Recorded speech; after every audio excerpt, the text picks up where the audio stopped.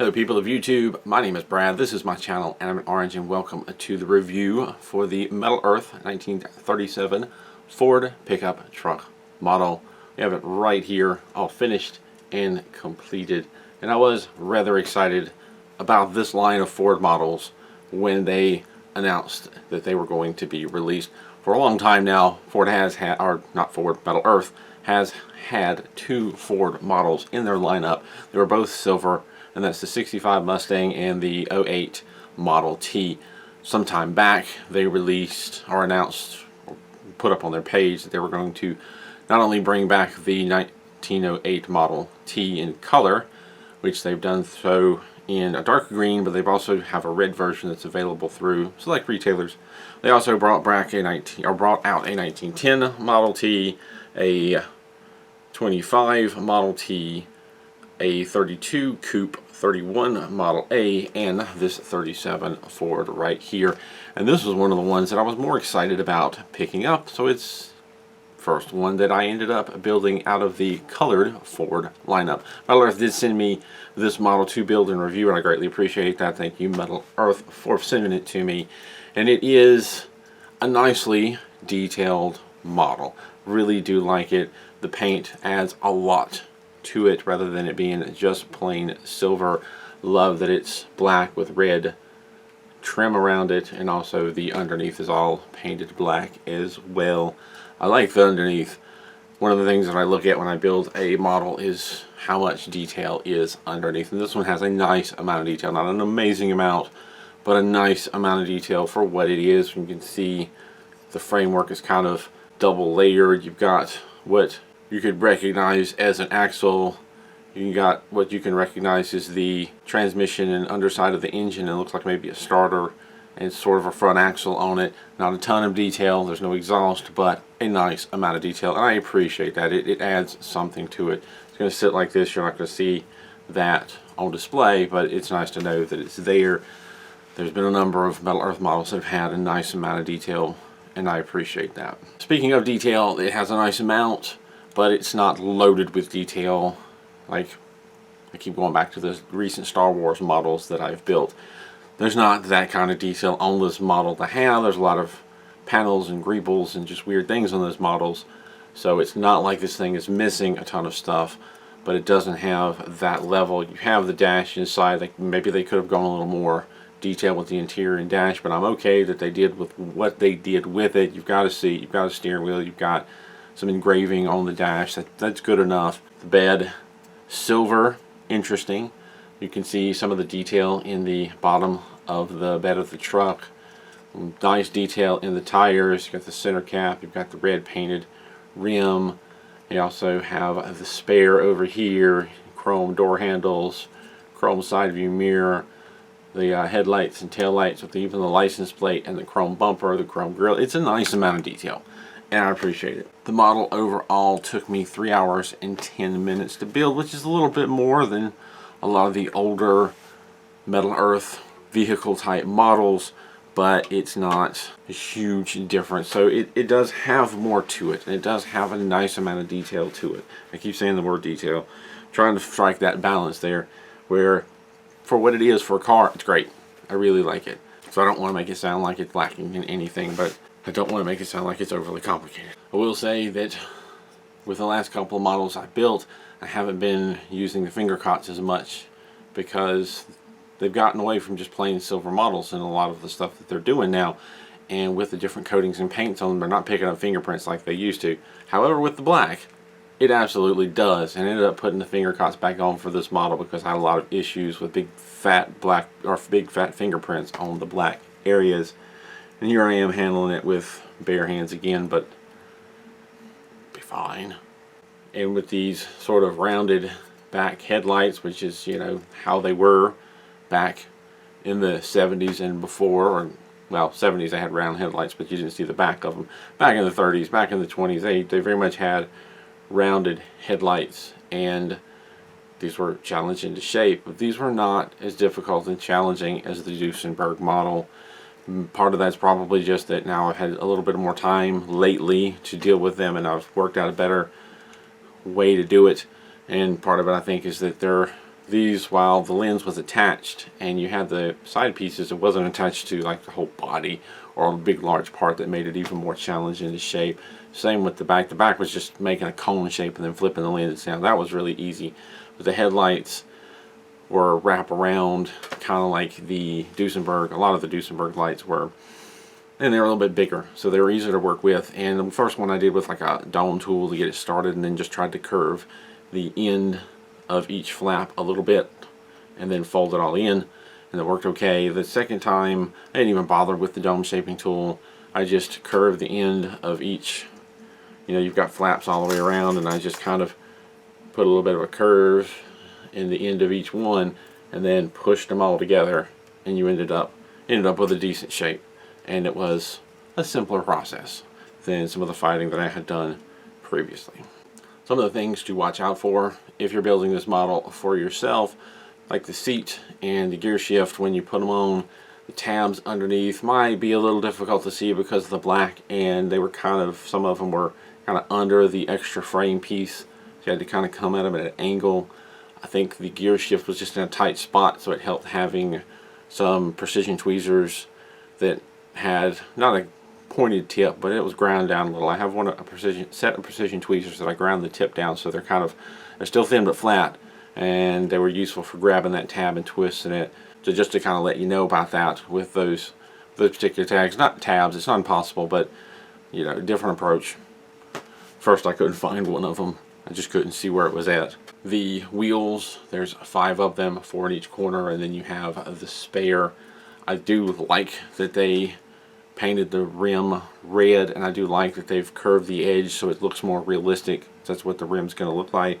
However, whether it's because of the paint or not, I don't know, but that edge piece was difficult to bend up around the edge of each wheel. It was just very stiff, and I had to use a small precision tweezer tool to get at it, at one at a time without causing a lot of problems, and it was difficult to keep enough of a grip and tension on it to bend it up. And there were a couple of spots where I kind of scraped the paint off unintentionally, but I had to grip it tightly and they would slip and take some of the red paint with it. It's not highly noticeable, but it happened. And it also makes it difficult to fold it up the proper amount. It makes it difficult to fold it up nice and evenly, and before you attach it to the rest of the assembly, it looks terrible. The fact that it attaches to a round part and has tires, it kind of distracts away from the edges being a bit sloppy. And you could also, and what I did kind of unintentionally to help that, is the two pieces with the tabs on it got bent in a little more than the rest, so the rest are a little bit hidden underneath the black part of the wheel. It would have been nicer if it was a little easier to bend up. However, you wouldn't want it too easy that it's going to flop around and break. So one of the things that frustrated me a little, but I got past it and I enjoy the final result. When building the truck bed, you've got the tailgate is 2 pieces, 25 and 26. You do 25 first, I think it's at the bottom of one page. You go over and do 26, and there is a section where it shows you adding 25 and 26, but it doesn't say this is 25 and add it on, or this is section A or section B. Sometimes the Metal Earth instructions will label those assemblies and then call them back by number or letter. They didn't do that this time, and I completely missed it. And it's easy to kind of skim over that and move forward because it just looks like more of shaping the part, because it kind of looks like that what they do where they show you the end result. I got it, that's the end result. Move down to the next section. I ended up building the rest of the bed, and I have this part left over, and I'm like, okay, I missed something here. And then I went back and looked and found that it was supposed to attach to the other tail bed piece. If you see the build video, you'll see what I'm talking about. Not a terrible thing, but easy to overlook that. Another thing that the instructions I don't think were clear on, is the front fender pieces that go over the front wheels. They do kind of indicate that the inner part that goes against the body needs to be curved down. What also needs to be done is, especially along the front edge, the outer part needs to be curved down as well for it to kind of match up with this last piece that goes on each side. And it doesn't clearly indicate that. It seems to be focusing on the inner side and not the outer side at all. And one thing that I recommend is the front part, go ahead and give it like an all-around curve to it, so that this tab on the front will better line up when you go to put that side pieces in. It will just look a little bit better. And the last thing, and it does kind of tell you this in the instructions, but I didn't do it enough, the doors need to be kind of bowed out a little bit. Not that degree, but if you kind of look at it from the top, you might be able to see it needs to be bowed out a little bit on either side. The doors are not flat, and it looks a little funny if you look at it from the cab from the back. It's kind of cut inwards a little bit. It's just the way the truck was shaped, I suppose, and that's how they decided to go about making it. It's curvy. What happened is I bowed it out a little bit, but I didn't bow it out enough, and I struggled getting the tabs for the body into its slots. Now, these step rails on the side are not rigidly connected to the entire frame all the way down. They're only connected in one area, and so they kind of flex in and out and ended up pulling them in. And when it come time to put the bed on, I couldn't get the tabs lined up with the slots. What I had to do was stick a tool through the window and push and bow out each door a little bit more so that it spread that rail back apart so that the bed would line up, the tabs would line up with the slots, and I was able to set it on there. So watch out for that. Make sure that you've bent the doors out sufficiently. If you're having trouble getting the body lined up with the tabs on the frame, you might need to bow the doors out a bit more. Aside from a little bit of frustration getting the shape of the rims the way they needed to be, this was a straightforward and medium difficulty build. It's listed as medium difficulty on the back of the packaging. I would agree with that. It is certainly not the most difficult Metal Earth model I've done. It's not easy, however, it's definitely somewhere in that mid-range. There's a little bit of challenge, but most of it is pretty straightforward. If you've got even a little bit of experience building these Metal Earth models, you shouldn't have much trouble with this model right here.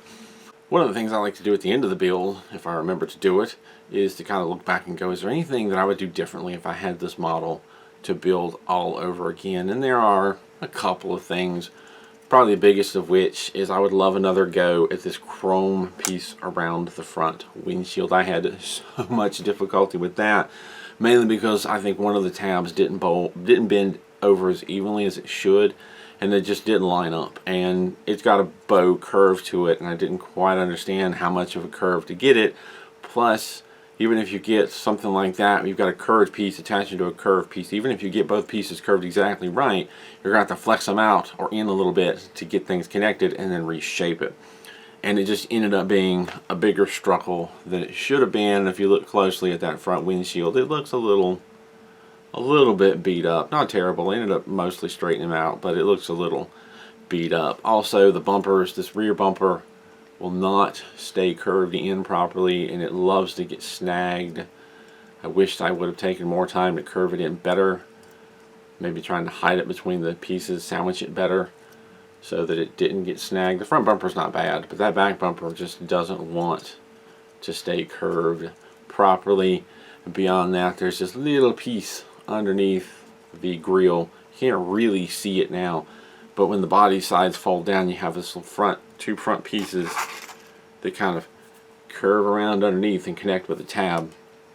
And I did okay with that, bent the tab, and then when I went to bend the tab over, it bent more than it should have, and it caused me a little bit of a headache. So I kind of wished I had another go at that and been a little more careful with it. Maybe not even maybe not even tried to fold it. Just get the tab in there and give it a light twist, because I don't think there was enough of anything behind it to cause a twisted tab a problem. Overall, though, those are pretty minor things, and a lot of it's just not so much that I did something terribly wrong. It just didn't work out as smoothly as I'd like it to, and sometimes that sort of thing just happens with these Metal Earth models. But I'm really happy to have this model, and I'm very much looking forward to some of the other Ford model builds. It's kind of, some of them I was looking forward to and some of them I was kind of iffy about, but this one come together nicely, so now I'm a little more excited about building the rest, and I certainly plan on doing at least 2 more of these Ford models. I obviously want to do them all, but here we are, years I've been working on this channel and I haven't done them all. I never can seem to catch up, but I have 2 more in the lines to put together, so I'm going to leave it at that. As always, there are build videos for this model out there.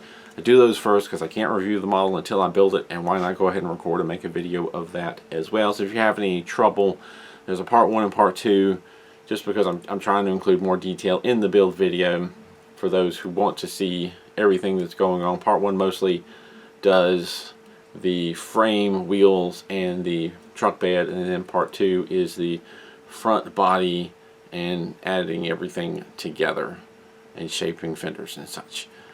So there's the breakdown. I'm going to leave it at that. As always, thank you for watching. Thank you to Fascinations Metal Earth for sending me this model to build and review. I do appreciate it. Thank you for watching, and as always, thank you to my Patreon supporters for continuing to support this channel. As always, keep on keeping on.